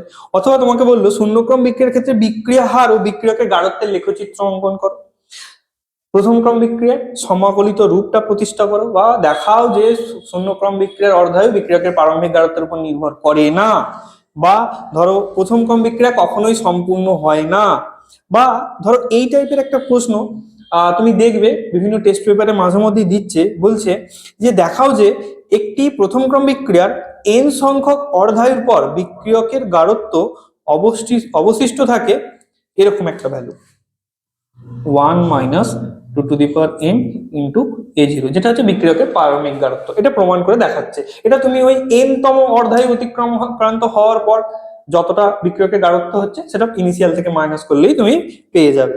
এই টাইপের কিছু প্রশ্ন দেখতে পারো। এবার আর কি দেখবে, এখান থেকে কিছু গ্রাফ দেখে যেতে হবে তোমাকে। কি ধরনের গ্রাফ দেখে যাবে? কারণ প্রথম ক্রম বিক্রিয়ার অর্ধায়ু ভার্সেস বিক্রিয়কের প্রারম্ভিক গাঢ়ত্ব, লগ a ভার্সেস সময়, আর log a0 by a versus সময়, এই টাইপের প্রশ্ন তুমি দেখে যেতে পারো। আচ্ছা, আর কি দেখে যেতে পারো? ধরো তোমাকে বললো এটি প্রথম ক্রম বিক্রিয়ার, দেখাও যে একটি প্রথম ক্রম বিক্রিয়ার 75% সম্পন্ন হতে যে সময় নেয় তা ওই বিক্রিয়ার 50% সম্পন্ন, অর্ধায়ু দ্বিগুণ, এই ধরনের প্রমাণ দিতে পারে।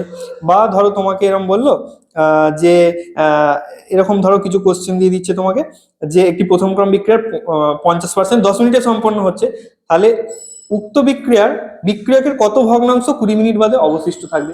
হ্যাঁ, এবার এক্ষেত্রে অঙ্ক করতে গিয়ে কিছু হয়তো, যেহেতু তোমাদের ক্যালকুলেটর অ্যালাউ করবে না, সমস্যা হতে পারে, কিন্তু সমস্যা যে জায়গায় সমস্যা হবে সেই রকম ফ্র্যাকশনের উত্তর তোমাকে কোশ্চেনে প্রোভাইড করে দেওয়া থাকবে।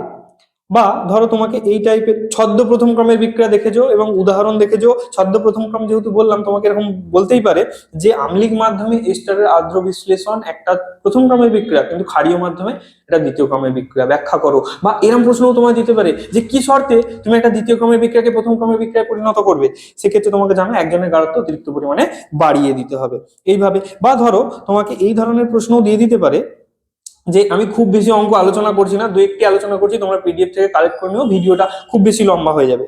ধরো এরম টাইপের প্রশ্ন করলো যে একটি প্রথম ক্রম বিক্রিয়ার অর্ধায়ুর মান 20 মিনিট, ওই বিক্রিয়ায় বিক্রিয়কের গাঢ়ত্ব a থেকে a/8 মানে 1/8 অংশ হতে কত সময় লাগবে, এই টাইপের কিছু প্রবলেম তোমরা দেখে যেও।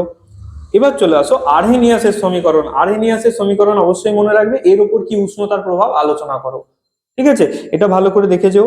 এবার দেখো আরহেনিয়াসের সমীকরণ থেকে কিছু ম্যাথ খুব ইম্পর্টেন্ট, যেমন কোনো একটা বিক্রিয়ার উষ্ণতা 27 ডিগ্রি থেকে 37 ডিগ্রি করা হলো, মানে 10 ডিগ্রি বাড়ানো হলে বিক্রিয়ার হার দ্বিগুণ হয়, তাহলে বিক্রিয়াটার সক্রিয়করণ শক্তির মান কত হবে? বা কোনো বিক্রিয়ার সক্রিয়করণ শক্তি কি শূন্য হতে পারে? খুব ইম্পর্টেন্ট প্রশ্ন এটা।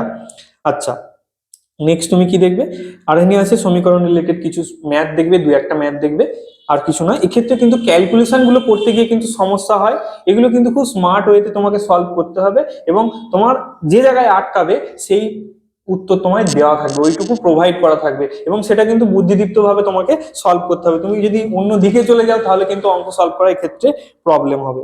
আচ্ছা, আর কি দেখবে এক্ষেত্রে? এক্ষেত্রে আর তুমি দেখতে পারো যে অনুঘটকের উপস্থিতিতে তোমার কোন একটা রাসায়নিক বিক্রিয়ার বেগ কেন বৃদ্ধি পায়, বা আকৃতি বর্ণনাত্মক অনুঘটক বলতে কি বোঝো, একটা উদাহরণ দাও। তো এগুলো মোটামুটি দেখে যেও, আরো কিছু কোশ্চেন আছে যেগুলো বলা সম্ভব হলো না, পিডিএফ থেকে দেখে নিও। তাহলে এই গেল তোমাদের কি ফিজিক্যাল কেমিস্ট্রি। আচ্ছা, এর পরেই আসে সেই জায়গাটা যেটার জন্য তোমরা এতক্ষণ ধরে বসে আছো। তো দেখো, অবশ্যই আগেগুলো দেখবে, এগুলো আমি খুব গুরুত্বপূর্ণ প্রশ্ন আলোচনা করেছি। তো অর্গানিকের আমাদের দুটো chapter, aldehyde ketone carboxylic acid এবং হচ্ছে নাইট্রোজেন কন্টেনিং কম্পাউন্ড। আমি বলবো এই চ্যাপ্টারটাকে কিন্তু অবশ্যই আগে টার্গেট করো, কিন্তু নাইট্রোজেনের তুলনায় অ্যালডিহাইড কিটোন কার্বক্সিলিক অ্যাসিড অনেক বড় চ্যাপ্টার এবং অনেক কোশ্চেন আছে, এবং যে জায়গা থেকে সাজেশন করাটা খুব রিস্ক হয়ে যায়। কিন্তু এই জায়গা থেকে তুমি একদম মাপা কোশ্চেন পাবে, এখান থেকে খুব বেশি ঘোরানো কোশ্চেন থাকে না, এবং মার্কসও বেশি আছে তোমাদের জন্য।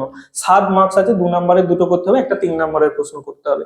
তো দেখো, আমি কিছু কোশ্চেন দিয়েছি, যে কোশ্চেন গুলো তুমি অবশ্যই দেখে যাবে, কিন্তু সেগুলো এখানে আমি যদি লিখে করাই সেই জায়গাতে অনেকটা টাইম চলে যাবে। তো আমি বলবো কোন কোন জায়গা তুমি আগে একটু বেশি করে দেখে যাবে। দেখো, অর্গানিক শুধু সাজেশন করে যাওয়াটা কিন্তু মূর্খামি হবে, আগে তোমাকে জায়গাটা পড়ে যেতে হবে। তো এবার দেখো, এত অল্প টাইমে কোন জায়গায় রিভিশন করবে সেই জায়গাটা একটু সমস্যা হয়। তো আমি বলে দিই কিছু ইম্পর্টেন্ট রিয়াকশনস তোমাকে ধরে ধরে বলি, সেই জায়গাগুলো তুমি একটু দেখে যেও। তারপরে আমি যে কোশ্চেন গুলো এখানে দিয়েছি সেই কোশ্চেন গুলো সলভ করে যেও, আশা করি পেয়ে তো যাবে। তো দেখো, প্রথমে চলে আসো তুমি অ্যামিন। অ্যামিনের প্রিপারেশনে কি কি তুমি অ্যামিন প্রিপারেশন, প্রাইমারি অ্যামিনের প্রিপারেশনটা মেইনলি তোমায় দেখতে হবে, সেকেন্ডারি অ্যামিনের একটা দেখলেই চলবে, তো একটা বা দুটো দেখলেই চলবে। তো প্রথমেই চলে আসো, প্রাইমারি অ্যামিনের প্রিপারেশন কি থেকে? নাইট্রো যৌগের বিজারণের দ্বারা। নাইট্রোতে SNH দেখবে প্রাইমারি অ্যামিন হয়ে যায়, 3H। আচ্ছা, সায়ানাইডের বিজারণের দ্বারা, সায়ানাইডে তুমি লিথিয়াম অ্যালুমিনিয়াম হাইড্রাইড দিয়ে দেবে, ড্রাই ইথার মিডিয়ামে চলে যাবে NH2 তে, CH2NH2 চলে যাবে। আচ্ছা, নেক্সট অ্যাসিড অ্যামাইডের বিজারণের দ্বারা একটু দেখো, এটা একটু লিথিয়াম অ্যালুমিনিয়াম হাইড্রাইড দিলে একটা কি আনএক্সপেক্টেড বিজারণ হয়ে যায়, এটা তুমি মনে রাখবে। যদি বিজারণ, এখন তো অত ডিটেলসে পড়া নাই, দেখবে বিজারণ যখন পড়ানো হয় তখন স্যাররা বলে যে এইটাই কিন্তু একটা আনএক্সপেক্টেড কাটে। কিরকম কাটে? মানে পুরো এরকম জায়গায় কেটে যায়, এটা পুরো CH2 হয়ে যায়, তার মানে তোমার এটা কি হয়ে যাবে? CH2NH2 হয়ে যাবে। তাহলে এই গেল বিষয়। নেক্সট তুমি কি দেখবে এখান থেকে? গ্যাব্রিয়েল থ্যালিমাইড। গ্যাব্রিয়েল থ্যালিমাইডের স্কিমটা পুরো পড়ে যেও, এবং দেখে যেও যে গ্যাব্রিয়েল থ্যালিমাইড পদ্ধতিতে কেন অ্যারোমেটিক অ্যামিন তৈরি করা যায় না। নেক্সট তুমি দেখবে হফম্যান অবনমন বা হফম্যান ডিগ্রেডেশন, Br2KOH দিয়ে অ্যাসিড অ্যামাইডকে অ্যামিনে পরিণত করা যায়। মানে এই যে অ্যাসিড অ্যামাইড আছে, এখানে তুমি যদি Br2KOH, এবার অনেক সময় এটাকে KOBrও করে দেয়, একই রিয়েজেন্ট কিন্তু, ভুল করো না জানো, সেক্ষেত্রেও এটা কি হয়ে যাবে? এটা NH2 তে চলে যাবে, এটা তোমার NH2 তে চলে যাবে। এই গেল তোমার কি। আচ্ছা, আর এখান থেকে কি দেখো, স্মিথ বিক্রিয়া খুব ইম্পর্টেন্ট, এখান থেকে স্মিথ বিক্রিয়া খুব ইম্পর্টেন্ট। এবং দেখে যেও অ্যালকিল আইসোসায়ানাইডের আদ্র বিশ্লেষণ, যেটা ডাইলুট HCl দিলে প্রাইমারি অ্যামিনে চলে যায় আইসোসায়ানাইড। আর সেকেন্ডারি অ্যামিনের প্রিপারেশনের জন্য শুধু তুমি দেখে যেও ওই আইসোসায়ানাইডের বিজারণ, লিথিয়াম অ্যালুমিনিয়াম হাইড্রাইড দিলে 2 ডিগ্রি অ্যামিনে চলে যায়। আর দেখে যেও তুমি কার্টিয়াস রিঅ্যারেঞ্জমেন্ট। নেক্সট চলে আসে রাসায়নিক বিক্রিয়া। রাসায়নিক বিক্রিয়া খুব বেশি দেখতে হবে না, এক্ষেত্রে তুমি দেখো লঘু নাইট্রিক অ্যাসিড, নাইট্রাস অ্যাসিডের সাথে বিক্রিয়া দেখো, কার্বিলামিন বিক্রিয়া দেখো, হফম্যান মাস্টার্ড অয়েল আর STL ক্লার্ক। আচ্ছা, অ্যানিলিন। অ্যানিলিনের প্রিপারেশন, 3টে প্রিপারেশন আমি বলছি, একটা হচ্ছে বেনজামাইড থেকে, যেটা Br2KOH দিলে হয়ে যাবে। আচ্ছা, নাইট্রোবেনজিনের বিজারণ দেখো, ফেনল থেকে দেখবে, ফেনল থেকে অ্যামোনিয়া ZnCl2 দিয়ে হিট করলে তোমার অ্যানিলিন হয়ে যাবে। আচ্ছা, অ্যানিলিনের কেমিক্যাল রিয়াকশন, এই জায়গাটা খুব গুরুত্বপূর্ণ। এই জায়গাটায় কি কি দেখবে? অ্যানিলিনের প্রথমে রাসায়নিক বিক্রিয়া অ্যাসাইলেশন। অ্যাসাইলেশনটা তোমাকে ডাইরেক্ট দেবে না, কিন্তু যখন যে পরিবর্তন করতে দেবে না, ধরো তোমাকে বললো যে অ্যানিলিন থেকে অর্থোব্রোমো অ্যানিলিন তৈরি করো, সেক্ষেত্রে তো ডিঅ্যাক্টিভেট করতে হবে অ্যানিলিনকে, সেক্ষেত্রে অ্যাসাইলেশন করে। অ্যাসাইলেশন তুমি CH3COCl বা অ্যাসিটিক অ্যানাইড্রাইড দিয়ে করবে। অ্যাসাইলেশনটা একটু দেখো। সিপ ক্ষারক গঠন খুব ইম্পর্টেন্ট, অ্যানিলিনের সাথে ধরো বেঞ্জালডিহাইডের বিক্রিয়া হলো, সামান্য লঘু অ্যাসিড উইক অ্যাসিড দেওয়া থাকলে সেক্ষেত্রে সিপস বেস তৈরি হয়। হ্যাঁ, ওটা দেখে যাও। ফসজিনের সাথে বিক্রিয়াটা দেখে যাও। কার্বিলামিন খুব খুব গুরুত্বপূর্ণ। অ্যানিলিনের 3টে জারণই গুরুত্বপূর্ণ, একটা হচ্ছে টাইফ্লুরোপারাসিটিক অ্যাসিড দিয়ে, যেটা নাইট্রোবেনজিনে কনভার্ট করে দেয়, একটা হচ্ছে তোমার H2SO5 দিয়ে, যেটা নাইট্রোসোবেনজিনে কনভার্ট করে দেয়, আর হচ্ছে K2CH2O7 গাঢ় H2SO4 দিয়ে, যেটা প্যারাবেনজো গুণনে কনভার্ট করে দেয়। খুবই গুরুত্বপূর্ণ রিয়াকশন। এখান থেকে কিছু পরিবর্তন পরীক্ষায় খুব আসে, যেমন সেক্ষেত্রে তোমায় দেয়, ধরো অ্যানিলিন থেকে অর্থব্রোমো অ্যানিলিন, মেটাব্রোমো অ্যানিলিন, প্যারাব্রোমো অ্যানিলিন, বা অ্যানিলিন থেকে অর্থ নাইট্রো অ্যানিলিন বা মেটানাইট্রো বা প্যারানাইট্রো অ্যানিলিন। মেটানাইট্রো অ্যানিলিনটা খুব ইম্পর্টেন্ট। মেটানাইট্রো অ্যানিলিনটা খুব ইম্পর্টেন্ট, কারণ কি সেখান থেকে একটা অন্য রিয়াকশন চলে আসে, যেটা নাইট্রোবেনজিনের পার্সিয়াল রিডাকশন আমরা পড়ি। আচ্ছা, অ্যামিন থেকে ক্ষারকত্ব দেখবে, যেই 2 নম্বরের কোশ্চেন গুলো হয় না, ওখানে ক্ষারকত্বগুলো দেখবে তুমি পেতে পারো। যেমন তোমাকে প্রথমে দেবে ইথাইল অ্যামিনের ক্ষারকত্ব অ্যানিলিন অপেক্ষা কেন বেশি হয়, বা অ্যানিলিনের কতগুলো কম্পাউন্ড দিয়ে দিল, সেগুলোর এদের ক্ষারকত্বের ক্রম তুলনা, মানে ক্রম লিখতে বললো, সেক্ষেত্রে কারণ কিন্তু অবশ্যই লিখবে, কেন, মানে কি গ্রুপ আছে, প্লাস আই আছে, প্লাস এইচ আছে, প্লাস আর আছে, মাইনাস আর আছে, কি আছে বা মাইনাস আছে, এগুলো লিখবে, দিয়ে তাদের ক্ষারকত্বের ক্রমটা বলবে। শুধু ক্রম লিখে দিলে কিন্তু নাম্বার, সব নাম্বার দেবে না। নেক্সট তোমাকে যেটা দেখতে হবে সেটা হচ্ছে benzene diazonium chloride. Benzene diazonium ক্লোরাইডের প্রিপারেশন তুমি জানো, ডাইলিউট NaNO2, ডাইলিউট HCl, আর 0 থেকে 5 ডিগ্রি। এই উষ্ণতা কেন 0 থেকে 5 ডিগ্রি করা হয়, এর উচ্চ উষ্ণতায় কেন হয় না, এটা তোমায় দেখবে। বা এখান থেকে ধরো তোমাকে দিতে পারে বেনজাইল অ্যামিন ও অ্যালকিনিলের মধ্যে পার্থক্য করো। তুমি জানো বেনজাইল অ্যামিন ও 1 ডিগ্রি অ্যামিন, এটা এটা অ্যারোমেটিক অ্যামিন, যেহেতু ওটা 1 degree amine, 1 degree amine dilute HNO2 দিলে অ্যালকোহলে চলে যাবে, এটা কিন্তু তোমার অ্যাজোরঞ্জক পরীক্ষায় সারা দেবে, লাল কালারের ডাই তৈরি হবে, এটা তোমার খেয়াল রাখতে হবে।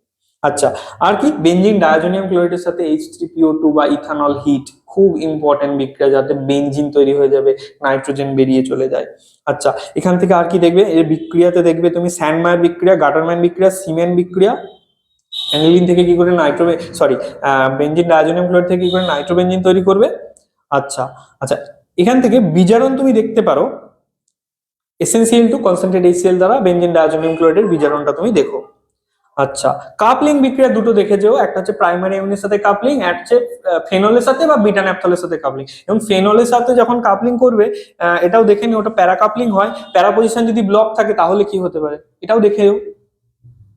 আচ্ছা, অ্যালকিল সায়ানাইড, যেটা অ্যালকিল সায়ানাইডের প্রিপারেশন অ্যালকিল হ্যালাইড থেকে, এক্ষেত্রে তোমার কোশ্চেন ডাইরেক্ট দিয়ে দিতে পারে, একবার কেসিন দিয়েছে, একবার এজিসিএন দিয়েছে, দিয়ে প্রোডাক্ট হলো দুটোতেই নিকেল হাইড্রোজেন বা প্লাটিনাম হাইড্রোজেন দিয়েছে, সেক্ষেত্রে কি প্রোডাক্ট পাওয়া যাবে, একটাতে প্রাইমারি অ্যামিন পাবে, একটাতে সেকেন্ডারি অ্যামিন পাবে, সেগুলো একটু দেখে নিও, একবারে দিয়ে দিতে পারে। আচ্ছা, এখানে আর দেখে যে কার্বক্সিলিক অ্যাসিডের সোডিয়াম লবণ থেকে কি করে তুমি অ্যালকিল সায়ানাইড তৈরি করতে পারো, এটা দেখে যেও।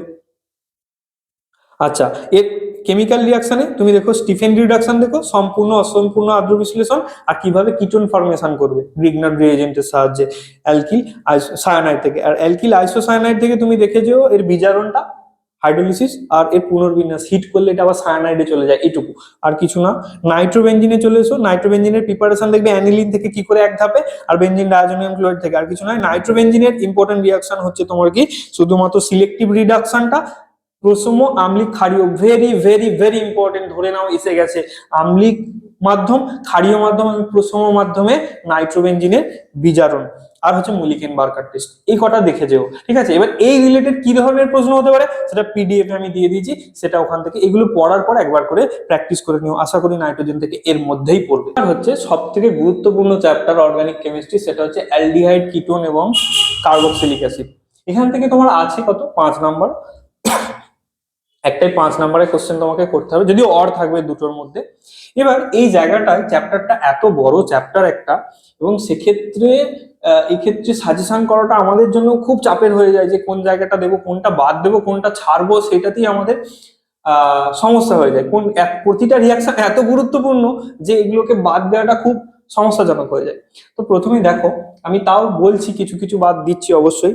প্রথমে দেখো, আমরা আসি, কোশ্চেন তুমি PDF এ পাবে, কোশ্চেন এখানে করাচ্ছে না, শুধু কোন কোন টপিক গুলো তোমাকে জোর দিতে হবে আগে, কোশ্চেন করার আগে তোমায় পড়তে হবে, নাহলে তো তুমি রিয়াকশন চিনতে পারবে না, কি দিয়েছে, কি করতে দিয়েছে, কি এই রিয়েজেন্ট কি কি কাজ করে, কি প্রোডাক্ট নিয়ে যায়, বা কোন সাবস্ট্রেটের উপর কাজ করে, এগুলো তোমাকে আগে একটু জেনে নিতে হবে। সেগুলো নিশ্চয়ই তোমাদের পড়া হয়ে গেছে, তো কুইক রিভিশনের জন্য কোন কোন জায়গায় জোর দেবে সেগুলো আমি বলি।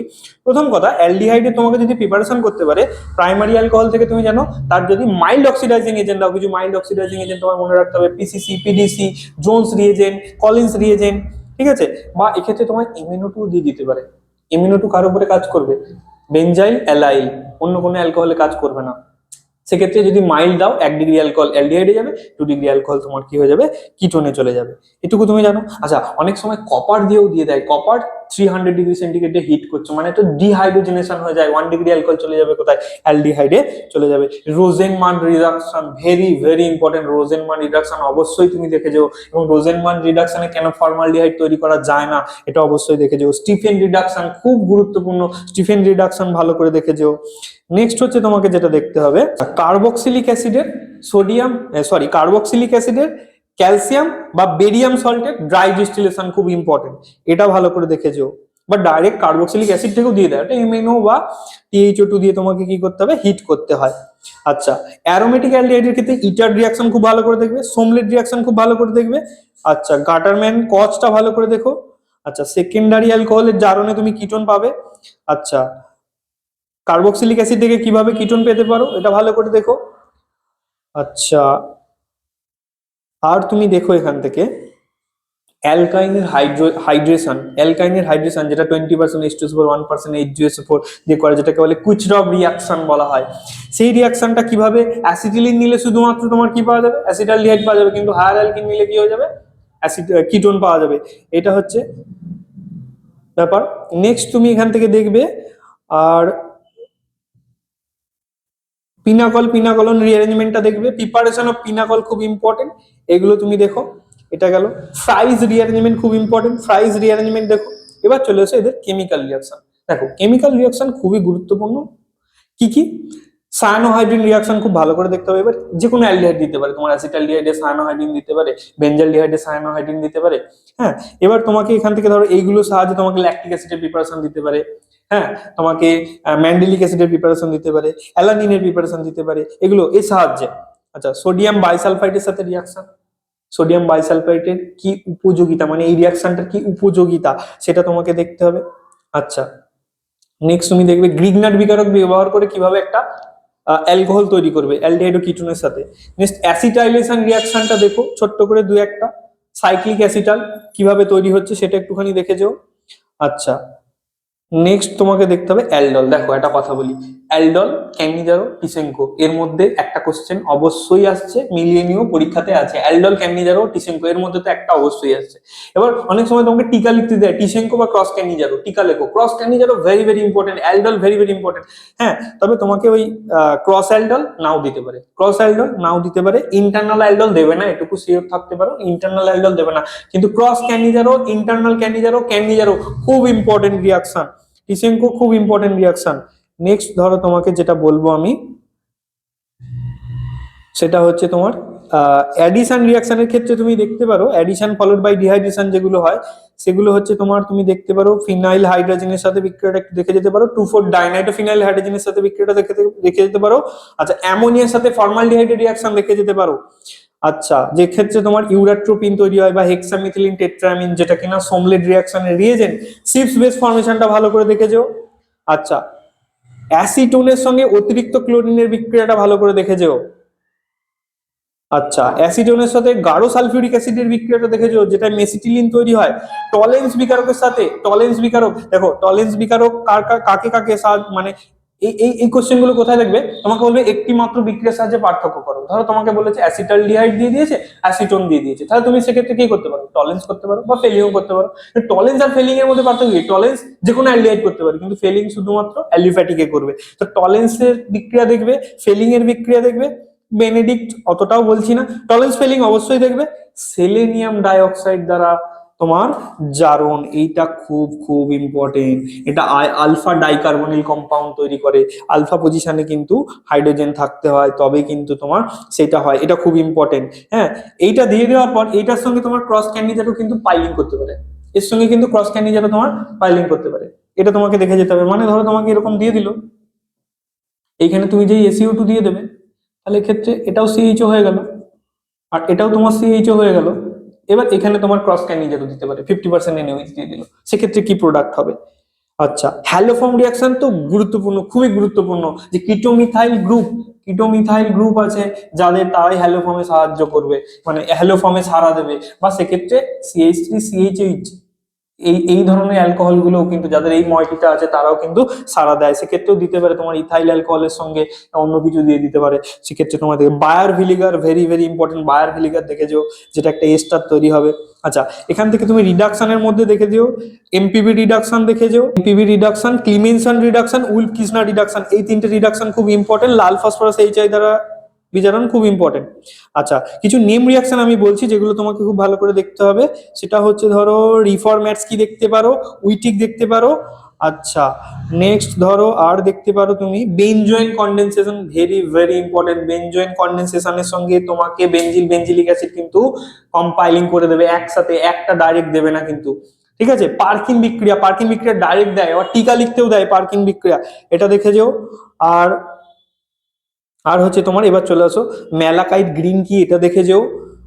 আর হচ্ছে কার্বক্সিলিক অ্যাসিড, এবার কার্বক্সিলিক অ্যাসিডের প্রিপারেশন তুমি কি দেখবে, অ্যালডিহাইডের জারণে কার্বক্সিলিক অ্যাসিড দেখবে, বা অ্যালকোহলের জারণে স্ট্রং অক্সিডাইজিং এজেন্ট দিলে। হ্যাঁ, কিটোনের জারণটা দেখো, যেটা পোপস রুল অনুযায়ী হয়, যেটা তোমার কিনা কিটোনের ক্ষেত্রে, আচ্ছা আনসিমেট্রিক্যাল কিটোনের জন্য। নেক্সট হচ্ছে তোমার যেটা দেখে যেও, সেটা হচ্ছে তোমার ওই যেগুলো ধরো টলুইনে তুমি K2CR27 গাঢ় সালফিউরিক অ্যাসিড বা KMnO4H+ দিয়েছো, সেক্ষেত্রে বেনজোইক অ্যাসিড তৈরি হবে, বা কিউমিন মানে আইসোপ্রোপাইল বেনজিনে দিয়েছো। মোট কথা এরকম, মানে এই যে ইউনিটটা, এই কার্বনে অ্যাটলিস্ট একটাও হাইড্রোজেন থাকতে হবে, তবে জারণটা হবে, নাহলে কিন্তু হবে না। আচ্ছা, আর এখান থেকে দেখো যেও তোমার গ্রিগনাট বিকারকের সাহায্যে কি করে তুমি কার্বক্সিলিক অ্যাসিড তৈরি করবে, খুব গুরুত্বপূর্ণ। আচ্ছা, আর এখান থেকে দেখে সায়ানাইডের হাইড্রোলিসিস তো আগেই বলেছি, এটা ভালো করে দেখে যেও। আচ্ছা, কার্বক্সিলিক অ্যাসিডের কেমিক্যাল রিয়াকশনে আমি তোমাকে যেগুলো বলতে চাইছি সেগুলো হচ্ছে ইম্পর্টেন্ট বিক্রিয়া, তোমাকে দেখতে হবে PCl5 এর সাথে বিক্রিয়া বা SOCl2 এর সাথে বিক্রিয়া, অ্যামোনিয়ার সাথে বিক্রিয়া ইন হিটিং কন্ডিশন খুব ভালো করে দেখবে, এস্টার হাইড্রোলিসিস ভালো করে দেখবে। আচ্ছা, নেক্সট তুমি দেখো এখান থেকে আহ হেল ভলার জেলিয়াসকি রিয়াকশন আর ডিকার্বক্সিলেশন, এই কয়েকটা রিয়াকশন তুমি দেখো, ঠিক আছে। এই কয়েকটা রিয়াকশন তুমি ভালো করে দেখো, এবং এই রিলেটেড যে কোশ্চেন অ্যান্সার গুলো থাকবে সেই কোশ্চেন অ্যান্সার গুলো কিন্তু PDF এ দেওয়া থাকবে, স্যার তোমাদের তো আগেই জানিয়েছেন কিভাবে তোমরা পাবে, সেগুলো কালেক্ট করে নিও। তো এই কয়েকটা রিয়াকশন তুমি দেখো, এগুলোর মধ্যে আশা করি পেয়ে যাবে। খুব ডিটেলসে তাহলে আলোচনা করলো, মানে সাজেশন প্লাস বলতে পারো একটা ওয়ান টাইপ অফ তোমাদের ছোট রিভিশন টাইপেরও হয়ে গেল, সেগুলো ভালো করে নাও। আমি বলতে পারি স্যারকে দীর্ঘদিন ধরে দেখছি, গত বছর স্যার যেগুলো দিয়েছিলেন তার বাইরে কিছু আসেনি, তো এইগুলোই ভালো করে প্র্যাকটিস করো। অন্যান্য সাবজেক্টের ভিডিও আসছে, তার জন্য চ্যানেলে লক্ষ্য রাখো। আর স্যার যেটা আগেও বললেন যে পিডিএফটা আমি তোমাদের ফ্রিতেই দিয়ে দেবো, এই ভিডিওর ডেসক্রিপশনে থাকা হোয়াটসঅ্যাপ গ্রুপে জয়েন করো, সেখানে আমি বলে দিচ্ছি। দেখা হচ্ছে নেক্সট ভিডিওতে। স্যার আপনাকে অসংখ্য ধন্যবাদ টাইম দেওয়ার জন্য। Thank you.